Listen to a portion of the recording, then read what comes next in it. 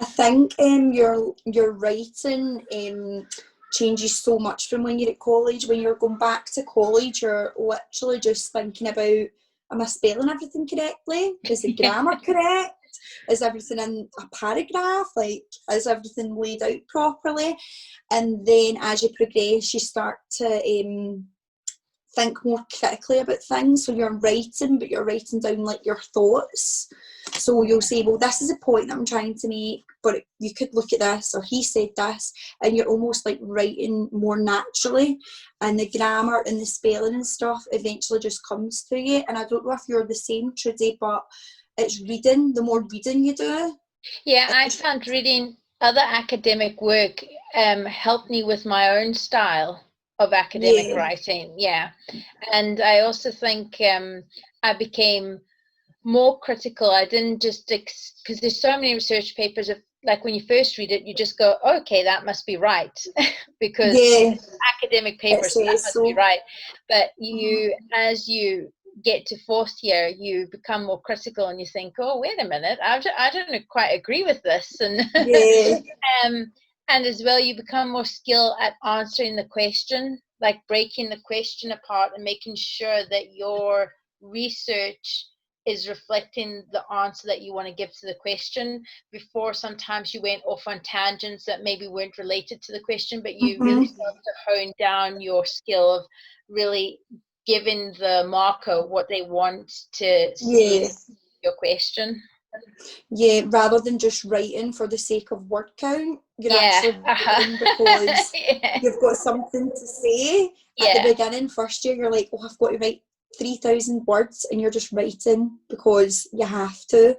Whereas when you get to fourth year, you're almost writing because you want to. And it's hard to stay sometimes in the word count because there's just so much to talk about.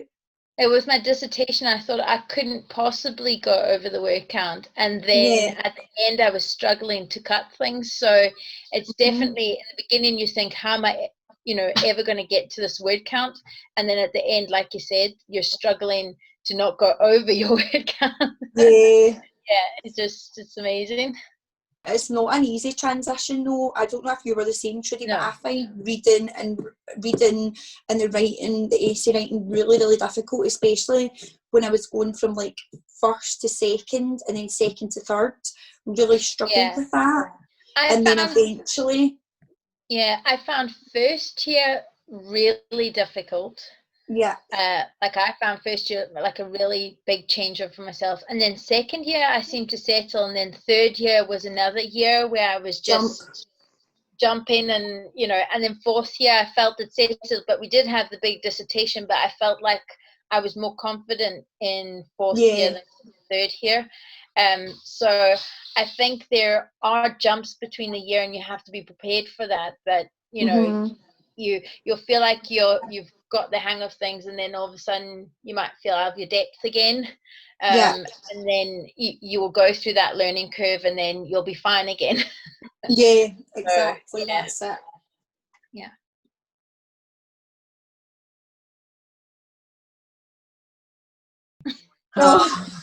I don't know. You tell me, Amy. I'm still trying to work it out. I know. Critical thinking. Where do we start with critical thinking? I think critical thinking is just basically having a balanced argument. So being able to look at something and think there's no right or wrong answer here. Like, you might believe one answer, but there's no definitive right and wrong answer.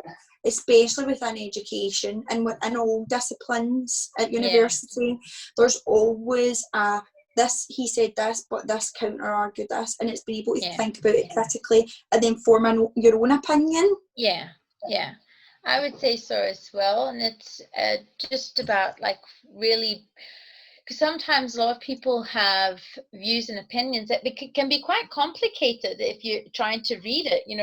Academic reading can be quite difficult to pick apart.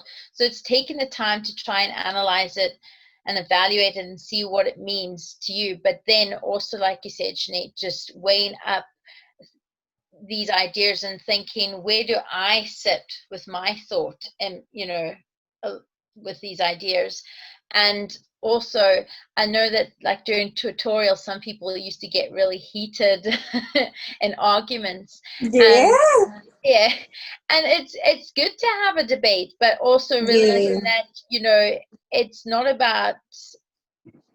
always about finding a definite right answer. Who's Often right? you walk Who's out you walk out with never having a definite answer. It's always having that room to grow and have something change your mind or perspective. Yeah.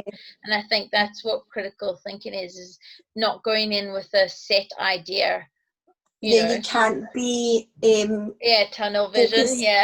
Tunnel vision. You've got to just be open-minded, and you've got to think critically about things, basically.